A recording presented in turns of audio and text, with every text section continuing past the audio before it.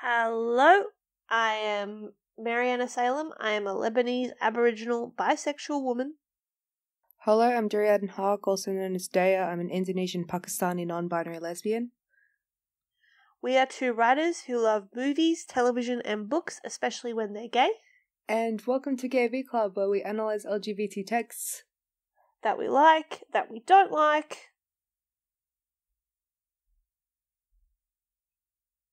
And how we relate to these texts as gay people of colour. I can't believe you forgot the last half of our intro. No, I thought you were going to say it. No, we'd never say it, bro. Right, whatever. Happy Pride Month. Happy Pride Month, everybody. But I also have so much beef with the passage of time. Just That's so true. everybody knows. I can't believe it's already June. I can't believe we're living in a global pandemic and time has the audacity to keep going. Yep. My brother pointed out to me that my birthday will probably, by the time it happens, things will be reopened. And I'm not a big party person, as you know. So he's told me, though, I have to throw a big birthday bash for all the people who, quote, didn't get birthdays this year. And I pointed out to him that the birthdays still happened, they just didn't get a party. But he was like, nah, they didn't happen. So, yeah, beef. Hire out with a movie theater. Oh, yeah. I miss Honestly, going to the movies so much. I heard that they're going to reopen Palace Cinemas. I did hear about that, but also I don't know if they should. I don't think they should. I think it's pathetic. Apparently they're only going to let 8 people in a cinema or something. I'm like... Do you think that many people actually come to their cinema? Can I just say how many times that I have rocked up to Leichhardt and sat in a cinema with maybe only 2 other people in it? And it's probably the same 2 people every time. I know. Yeah, I miss movies. Speaking of movies... Oh wow, what a segue. Speaking of pride. Speaking of months. Speaking of being gay. Yes? Okay, so for this episode, we wanted to give our pride / quarantine recs. Yeah. Recommendations for movies and TV shows that we've been watching throughout this strange time. Yeah, and because it's Pride and because we can't really do anything for Pride outside, I feel like everything related to Pride has been cancelled due to public health and safety, as it should be. I just like to say, I know that we said we were going to talk about Hollywood, Netflix, and BoJack Horseman, but life happened, and we decided that this episode would be a bit more timely anyway. Yeah. So that will probably be next episode, after we get things sorted out. Yes. So we're going to wreck some stuff, as in R-E-C, not W-R-E-C-K. Yeah, before we dive into it, thank you for listening, obviously, to GayV Club. If you like us, please like, subscribe, rate, leave a nice review wherever you listen to podcasts. We're on Twitter and Instagram at GayV_club. For the movies and shows we'll be discussing today, I think it would be nice if we posted a thread on where people can watch them. Yep. On those social media accounts. Also, if you'd like to support us on Patreon, we're at patreon.com/GayV Club, and you can access bonus episodes and other benefits there. Thank you. Yes, thank you. Okay, so because it is Pride Month, a lot of public displays of pride going on. Obviously, we have parades, we have functions all around the world where LGBT people can express their identities freely and the pride that they feel. Pride actually isn't really a thing in Australia, I do have to say, though. It's not really. No, not really. So, after Stonewall in Sydney, Australia, there was a celebration on Oxford Street, which is the gay area in Sydney. There was a celebration on Oxford Street just in commemoration of the anniversary of Stonewall. Eventually, though, some police showed up and many people there got arrested. After these arrests, This caused a lot of people to march in protests, and actually those marches led to the decriminalisation of homosexuality in Australia. Yay. And just, it continued each year, every June, until suddenly the government realised, like, hey, we can make money off this. Why don't we move it to summer time so people aren't cold? Because remember, we're in the southern hemisphere, so it's really cold right now. We should add that that's Australian cold, which if you live somewhere where it actually gets cold, you probably think we're hilarious. But please bear in mind that our summers average out at like 37 degrees every day, and that's like half the year. So when the temperature drops below 25 degrees, it's cold. It's like 9 degrees at night though.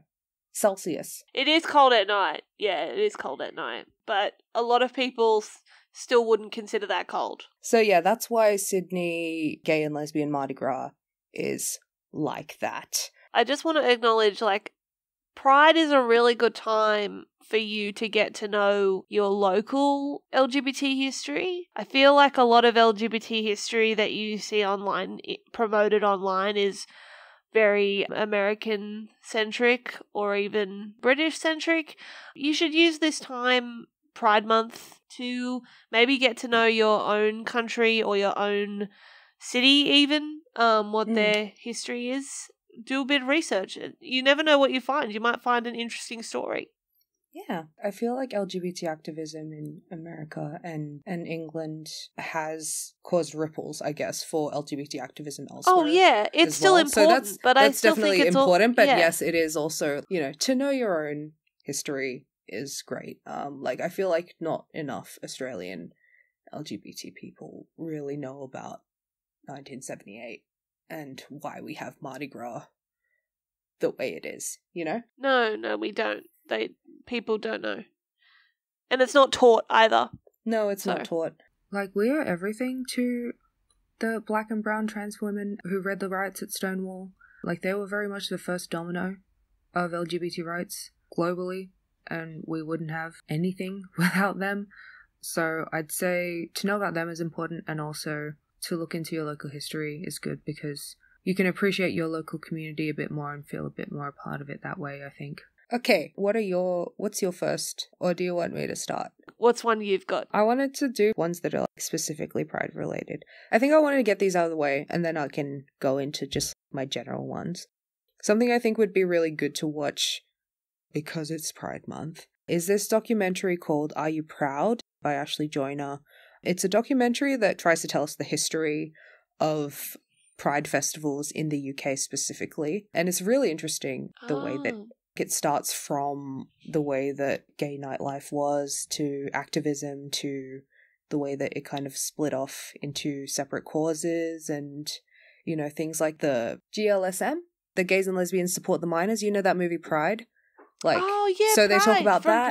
Pride. There's some really interesting footage of a very young Ian McKellen speaking at a Pride. Ooh, cool. There's a lot of talk about rainbow capitalism, the effect of that, and how rainbow capitalism has basically ruined Pride in a way, but the way that there are still groups who are actually using Pride as an opportunity, not just as a celebration, but as an opportunity to be activists for causes. And what I liked about this documentary is it's really intersectional. It takes a look at all these different, once it gets to more recent times, it takes a look at what different groups of people from certain races are doing in terms of Pride. Cool. Like the way that it looks at Black Pride and the way that they specifically organize themselves, not just to rally around LGBT causes, but also for other causes, kind of in the way that the GLSM did. And the way that basically the community is very active and still trying to do that today. And it calls into question, should you be spending this time celebrating when you could also, when there's still things to be done, basically. Even though it is specific to the UK, it's still very interesting and just very heartwarming to see this side of our community, I guess.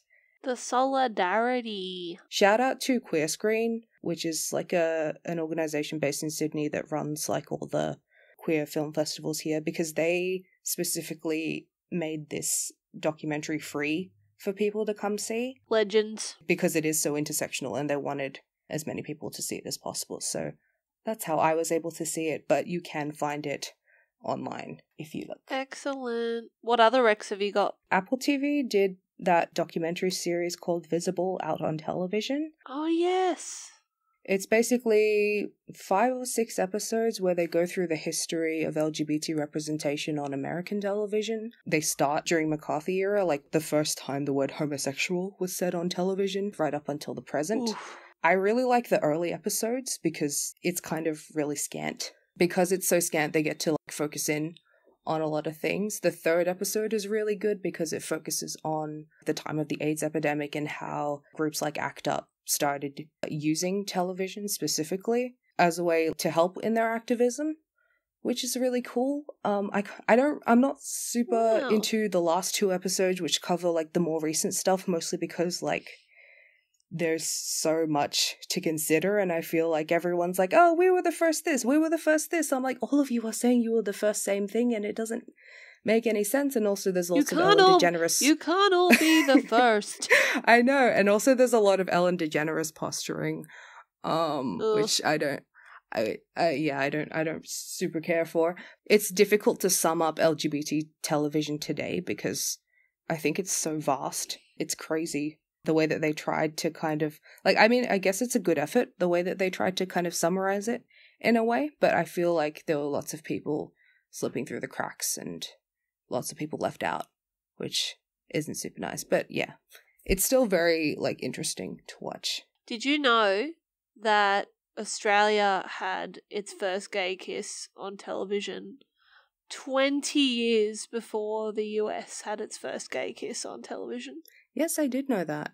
I would really love a celluloid closet or something like this, but for Australian cinema, Australian LGBT cinema. Give me time, baby. Give me time.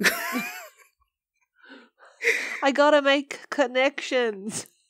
It's actually so crazy, how much stuff we've done, but we don't really talk about it, or it's not really even accessible. I know, I know these things have happened on Australian TV, but how can I can't even watch this media anymore. It's become so hard to recover, you know? Yeah. Australia has a very interesting television history that is very vast. I highly recommend a documentary. It's either on SBS On Demand or on iView.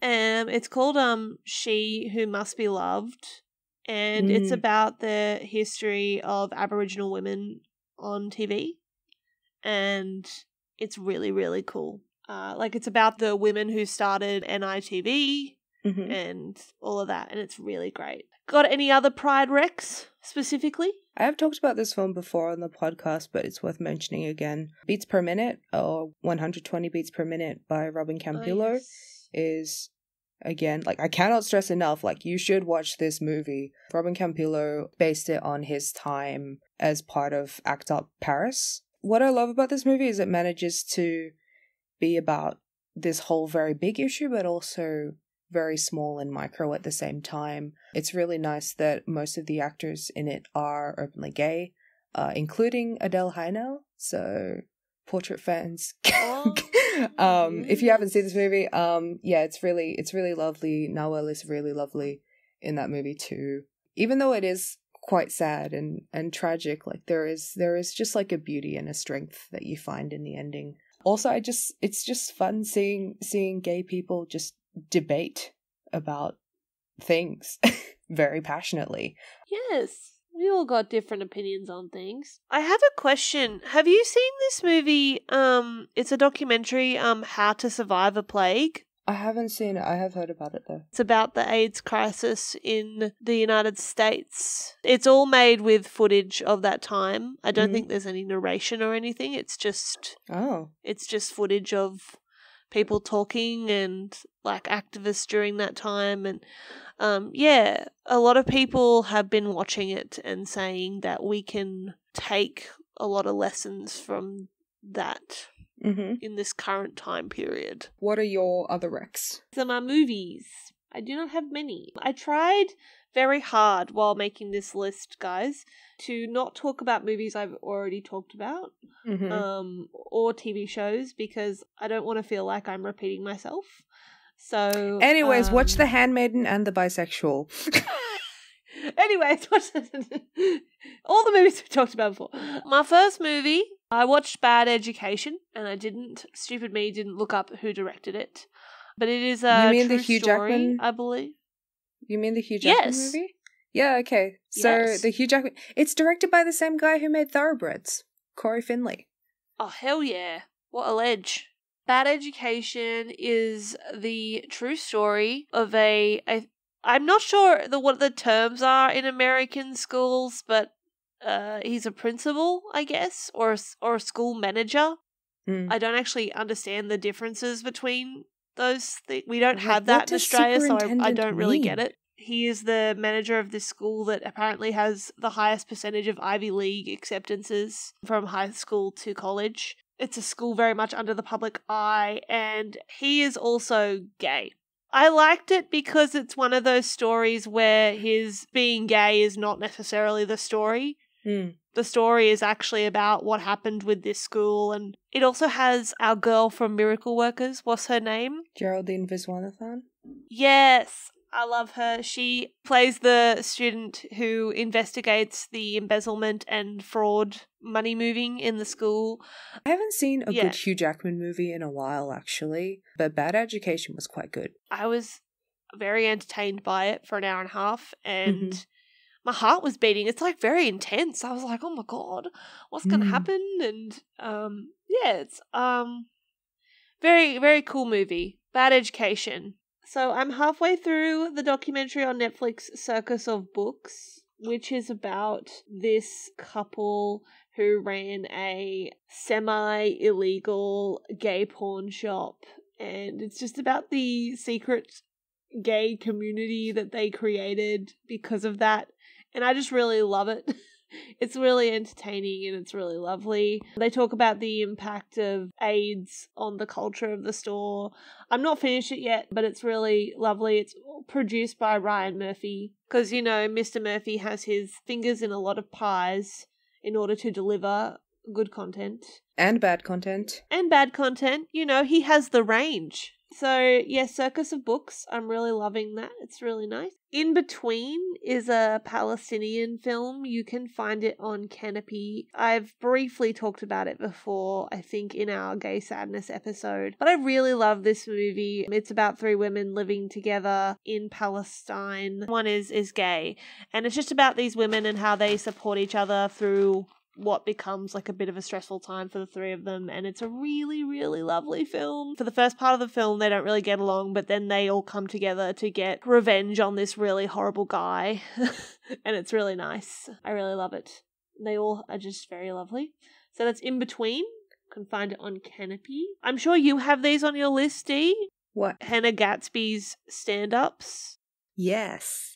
That are on Netflix. I haven't been able to see Douglas yet. But you saw it live. Yeah, I did. On my birthday, I went to see her perform it at the Opera House. I haven't seen what's been uploaded to Netflix. I think the one that's on Netflix, she performed it in America. And the version that I watched was definitely keyed for Australian audiences, so I don't know how I'm going to feel about it whenever I get a chance to see it. It was good anyway, and I hope you guys enjoy it because I've been dying to talk about it for months, basically. But yeah, Hannah Gatsby is a legend. You've probably already heard about her. She's just a lesbian Australian stand-up comedian. She is great. She does a lot of stuff. I've been watching Hannah Gatsby's Oz, which is just like a short little docu-series she did, I think, for ABC, where she looks at Australian art history. It's pretty fun. I've only seen the first episode, but she talks about colonial art. Oh, very nice. Yeah, so shout out to lesbians with art history degrees who are funny.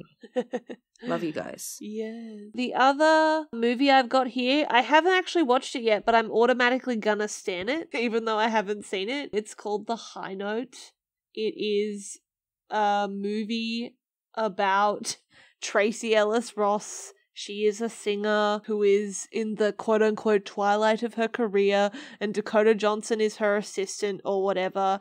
And together they're gonna revamp up Tracy Ellis Ross's career, and it's directed by Nisha Ganatra? Yeah. She's an Indian lesbian director, and I really liked her other film, Late Night, which had Emma Thompson in it. That was okay. I really appreciate her just casting all the MILFs in her movies.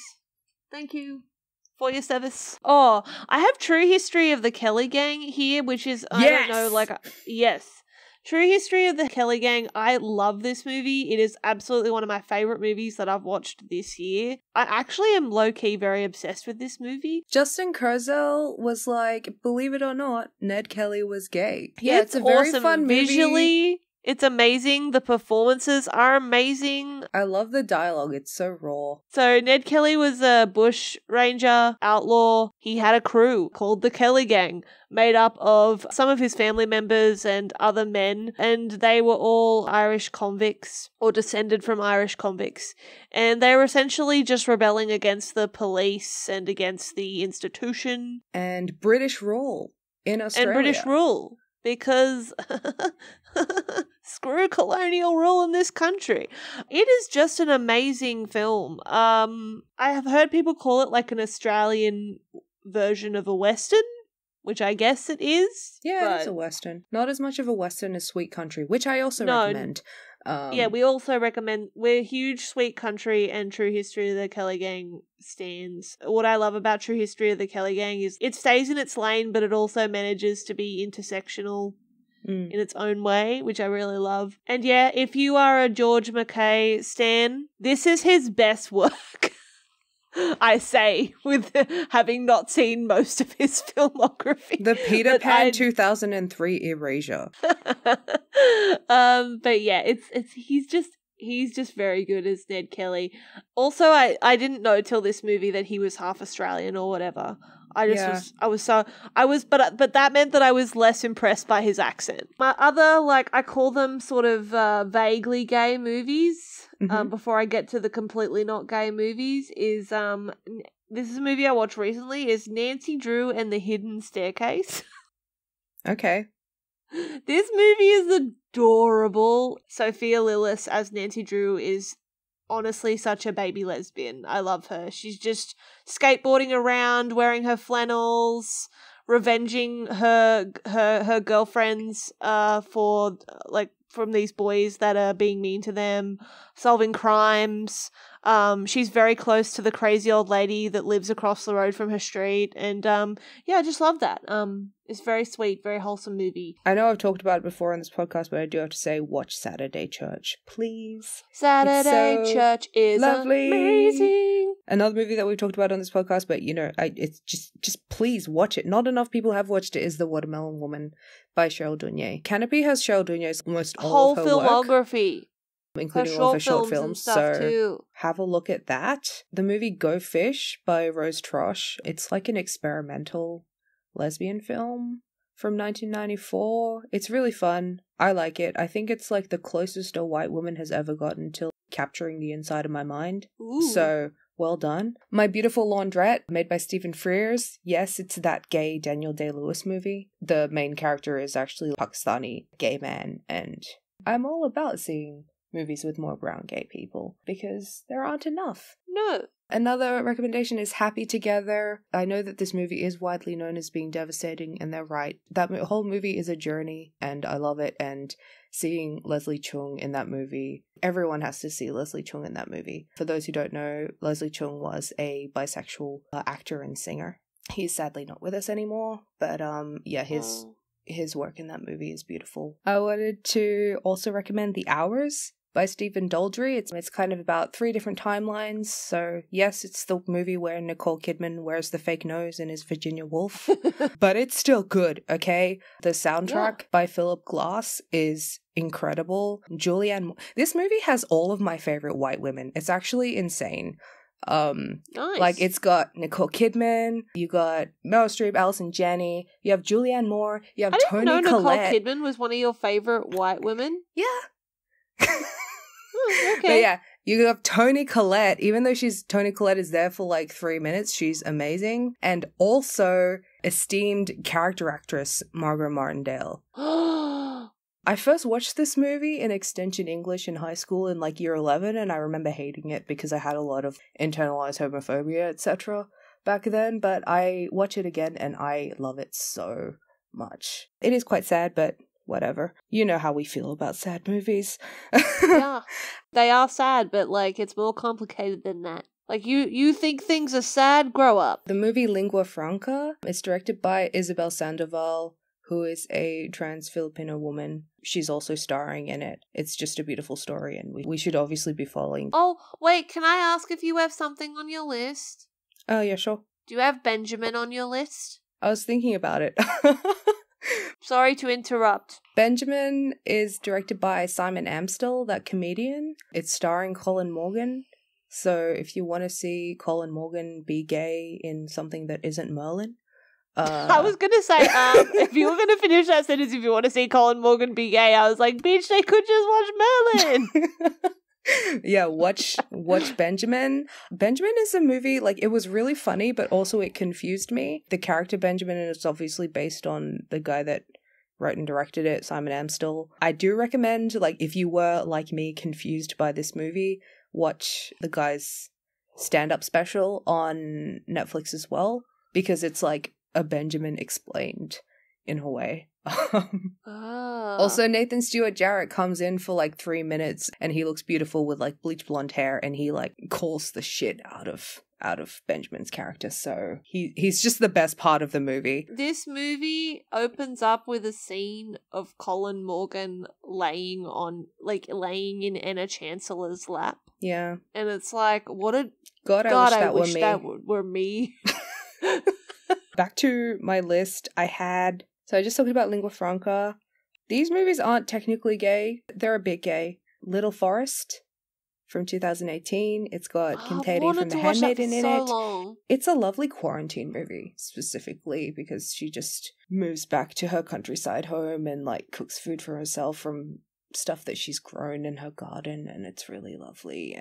And Madeline's Madeline, Madeline's Madeline, which is a crazy movie. I don't know how to explain it, but Helena Howard is God. Other movies on my list were Pain and Glory, A Fantastic Woman, Amores Urbanos by Vera Egito. It's a Brazilian film. I think the English title is Restless Love. I really love this movie. It's basically about 3 friends in their late 20s, early 30s.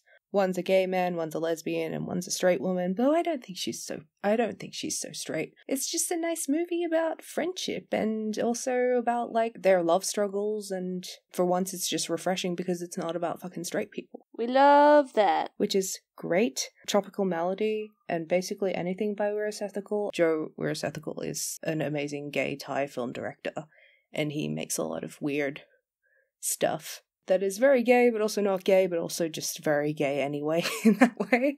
Alyssa and Marcella is on Netflix. It's by Isabel Cuzet. I don't know how to say her name. It's the tale of these 2 women, and one of them basically pretended to be a man so that they could live together. So there's lots of gender in that.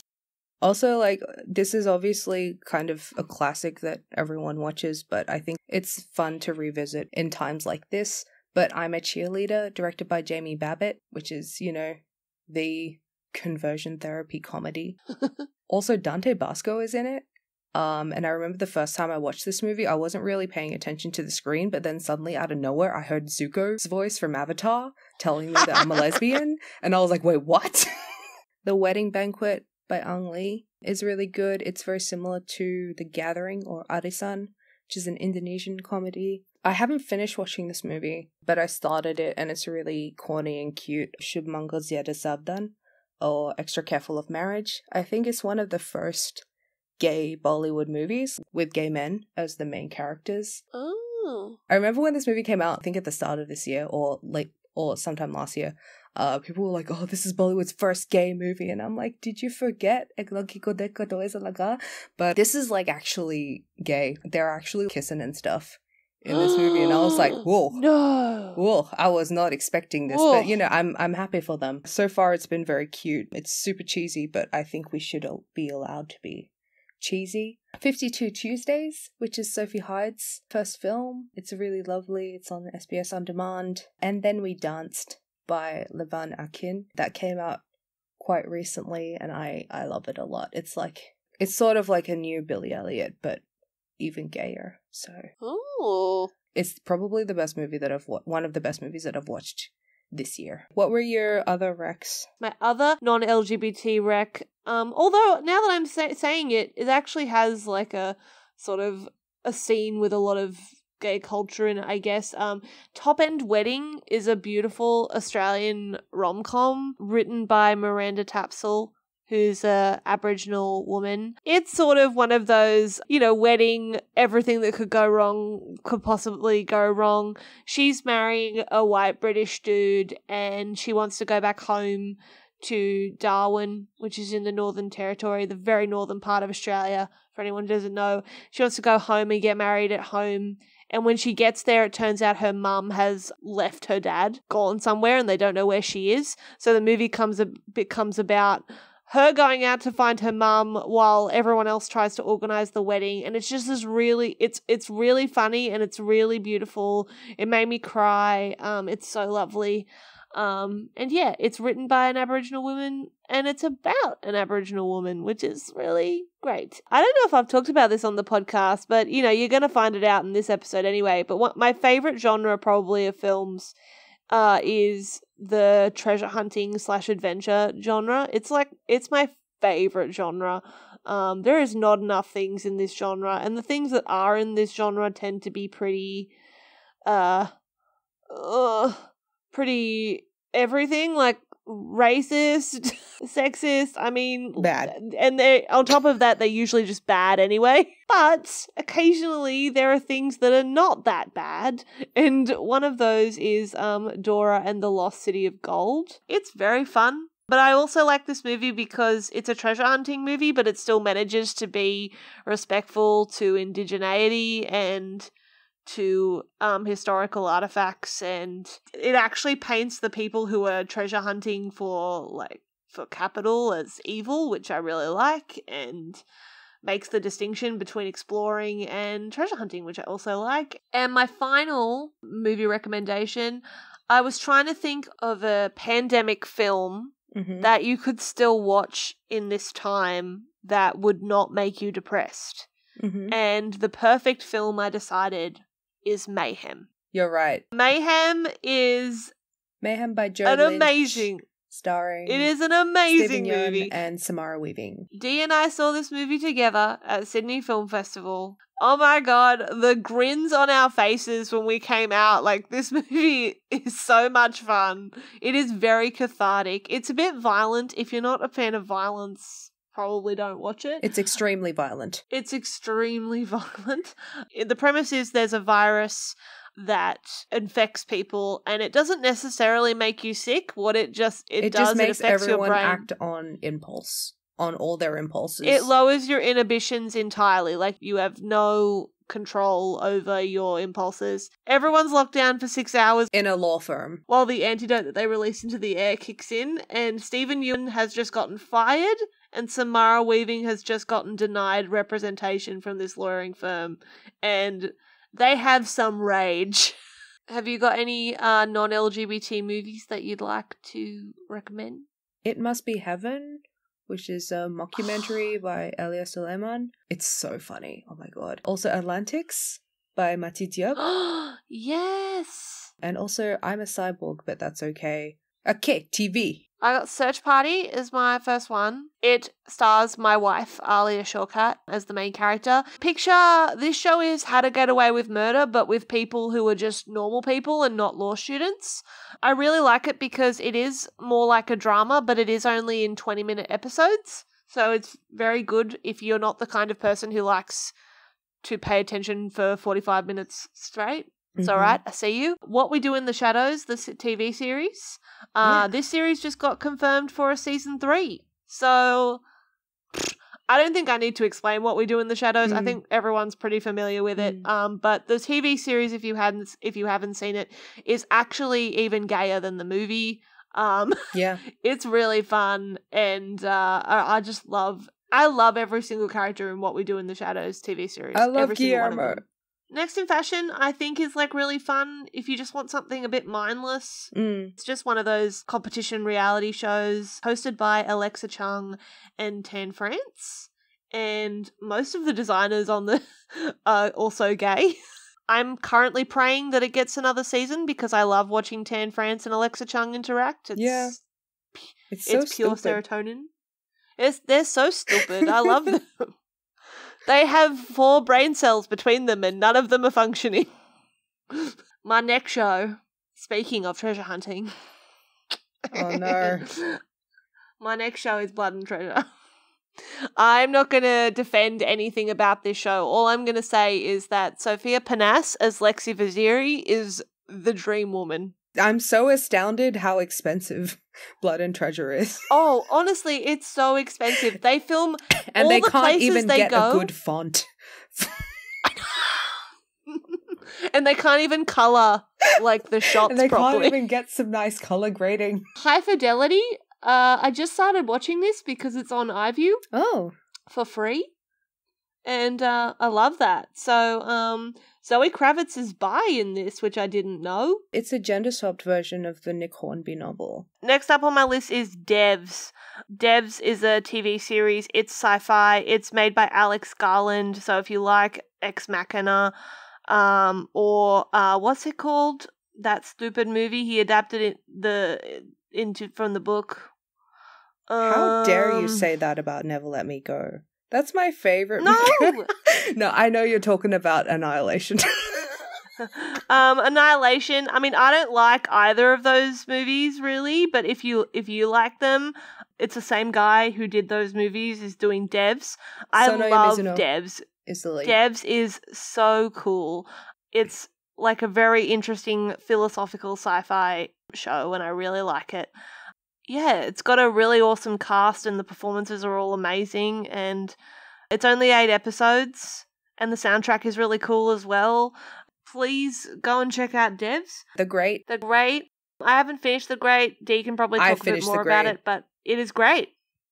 I finished it in 24 hours. Nice.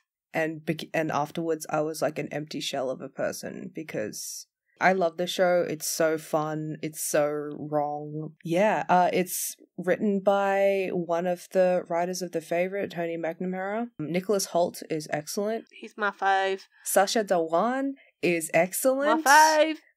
I think his hair extensions are tragic, but that's fine. Oh my god. It doesn't matter. You know what's funny? What? Sacha looks so bad, but I still love him.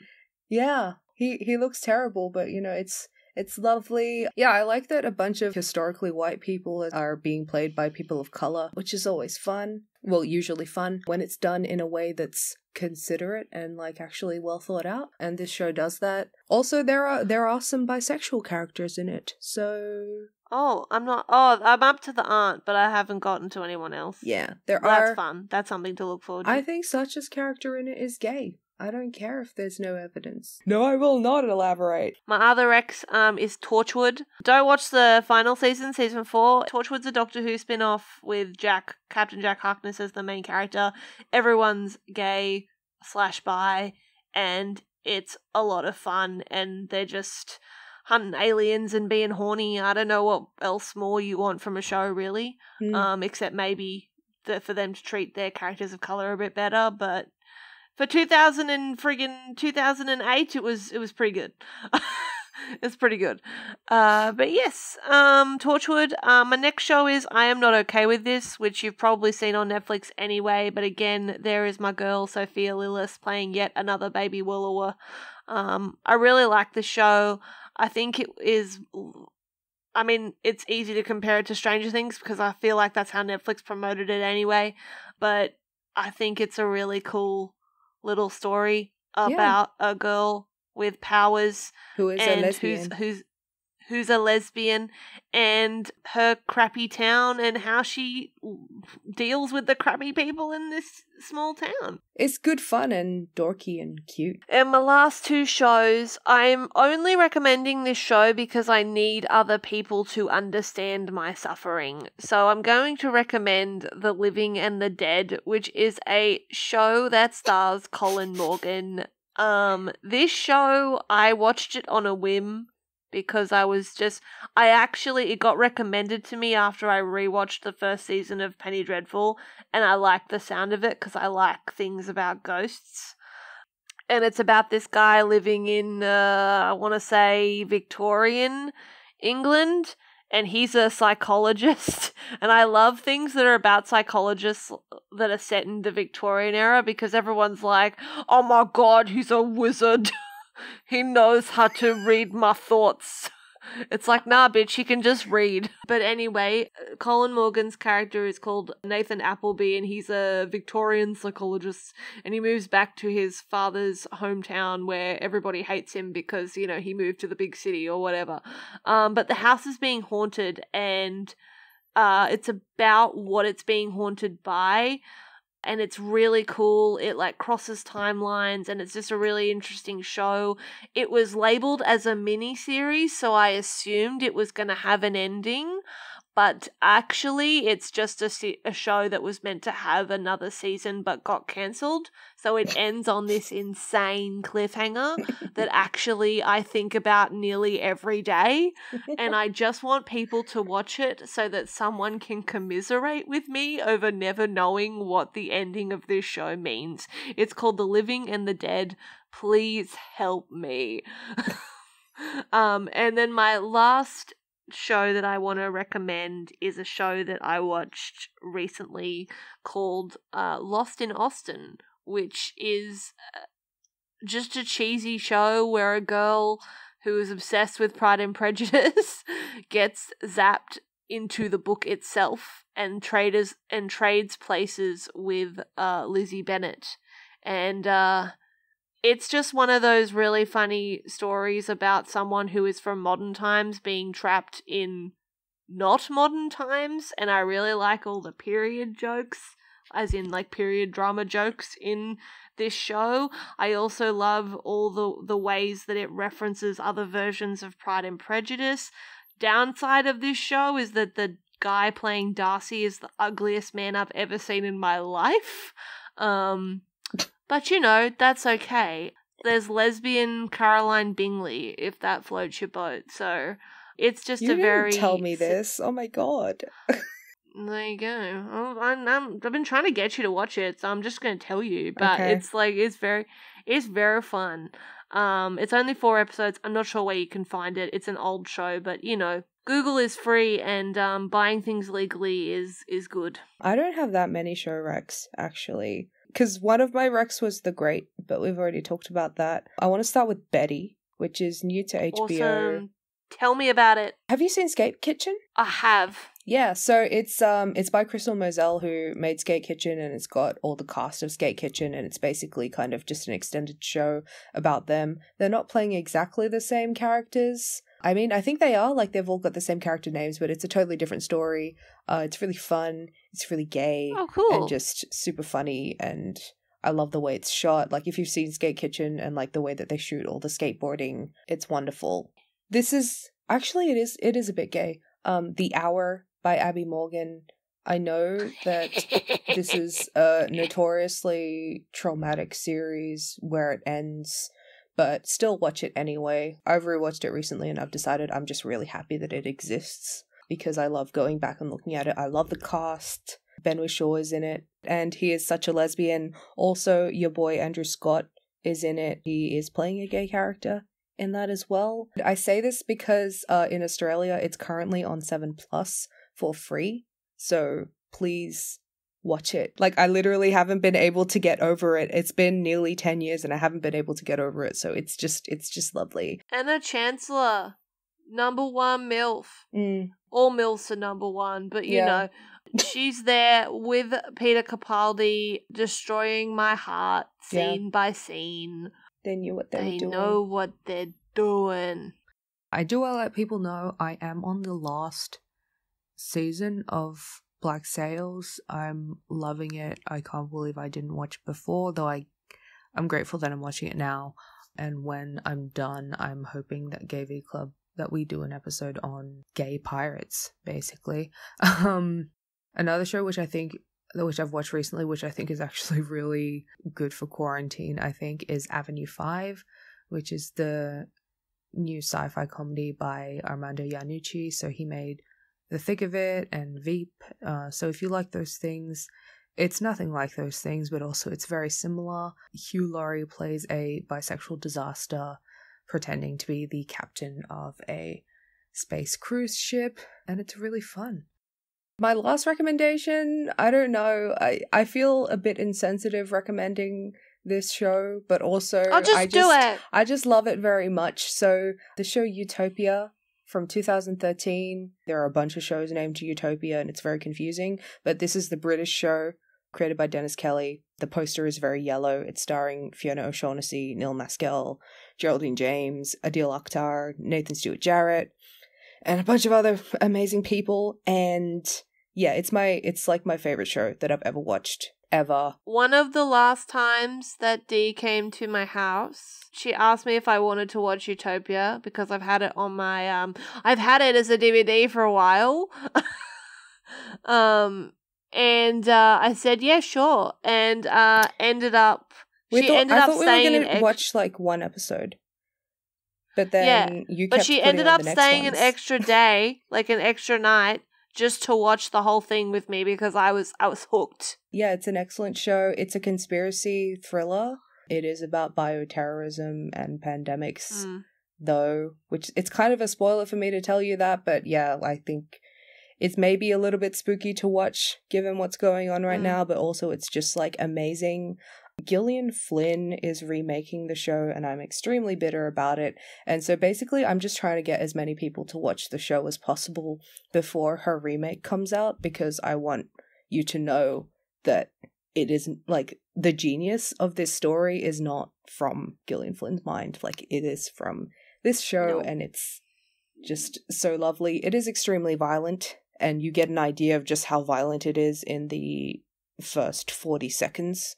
So I think it's good that it jumps right into it. Also, the soundtrack bangs by Christabel Tapia de Beer. Yeah, it's the best show that I've ever watched, and I will never love again. You said that about the last 3 shows that you said. But I know, cool. I know, but yeah, just watch it. Just watch it. It's so incredibly good. I just think about it. All the things that it got right. Like, it's aged so well. Do you have any other last thoughts or miscellaneous things you want to recommend? No, not really. I mean, we're constantly going on about Desiree Akhavan and Xavier Dolan and etc. Yeah. I mean, watch their movies, whatever. It's whatever. I mean, yes, it's very important to us that you... Oh yeah, books. Books. We were going to get to books. Sorry. I just want to recommend 3 books that I've read recently. The first book I want to recommend is called My Sister the Serial Killer. It is a really great book. It's only like 200 pages. It's very short. The prose is so pretty. It's written like poetry. It's essentially about this girl whose younger sister is a serial killer. And the younger sister is like maybe 20, 21. The older sister is, I don't know, in her mid-20s. And the book is just like all the times, her looking back on all the times she's had to like cover up for her sister because she's murdered her boyfriend. It's kind of like darkly comical, but it's also like a very interesting book about trauma. I really, really loved it. My Sister the Serial Killer. The other book I want to recommend is another pandemic. I can't help but recommend pandemic fiction. I'm sorry if that seems insensitive. I am sorry, but it's very tragic because unfortunately this was like our favorite genre. It is. Like before literally, any of it this is one happened, of the genres that Dee and I both share a very deep love for. It's just unfortunate that we're living in one right now. But Station 11 is a really great book. It is about the aftermath of a pandemic and about the world being rebuilt. And it focuses specifically on a group of artists, which I really love. I feel like a lot of pandemic fiction is about scientists and journalists, but this is specifically about a group of actors and how they help rebuild the world through art and spreading joy through art. Just a warning, the start of it is very reminiscent of I started reading this book in like February and it was really spooky. Yeah, so just a warning for that. And the third book I want to recommend is a book Written by my friend Patrick Lenton, who is the editor at Junkie magazine, but he has a book called Uncle Hercules and Other Lies. It's a very short book of personal essays, and it is some of the funniest stuff I've ever read. He's bi, and so some of the stories are really funny. It's just about his gay and wondrous adventures. But yeah, it's very funny. Uncle Hercules and Other Lies. It's a pretty inexpensive book. I have both a digital copy and a physical copy. And if you just want to sit and laugh for 40 minutes while you read something, I highly recommend it. I'm not just saying that because he's my friend. I'm saying that because I genuinely love this book. And it's very funny. So yeah. Oh, sorry, I had one more book, and it's Dark Emu by Bruce Pascoe. I always get people asking me for book recommendations and recommendations for media about Indigenous Australians, and I think this is the seminal text for people wanting to learn about the history of colonisation in this country and how it affected our culture as Indigenous Australians and how it affected the perceptions of our economy and our livelihood as Aboriginal people. And it's really, really, really amazing. Again, it's another short read. I think it's only like under 300 pages or something. It's really good. But yeah, those are some books. I'm just trying to think if I have recommendations of anything else. Most of our listeners have Tumblr, so you've probably heard, but you know, the Magnus Archives is a really fun little horror podcast. I'm really enjoying it. I didn't think I would. You know how when your dash gets filled with something and you want to hate it because it's just like everywhere?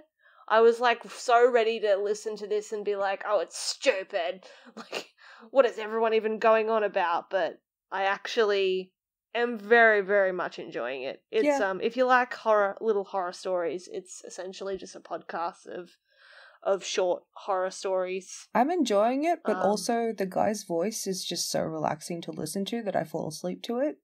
So, yeah. Today when I was at work, I had my phone in my back pocket, and suddenly I kept hearing like this guy talking behind me, and I had no idea who it was because I couldn't see anyone. And then after 10 minutes, I realized that I'd accidentally hit play somehow. So it was just Jonathan Sims talking behind me for like 10 minutes, and I didn't realize. Did you lose your place? Probably, actually. God damn it. But that's fine. I constantly lose my place because, as I said, I'm constantly falling asleep to this podcast.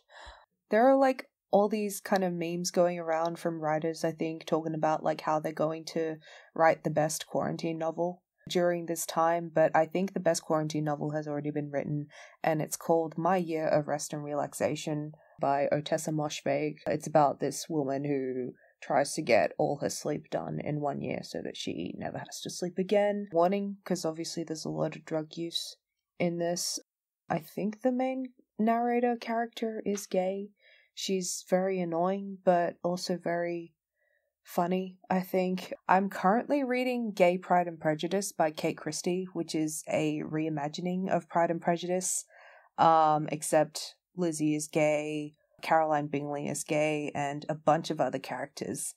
I started it for fun, but it's honestly ruining my life because it's actually like killing me. At first I was like really, even though I know it's titled Gay Pride and Prejudice, whenever they would introduce the concept of a certain character being gay, I would be like, be shocked, and now literally, I'm like at this point where it's... She was messaging me every single time and sending me screenshots, and I'm like, you're literally reading Gay Pride and Prejudice.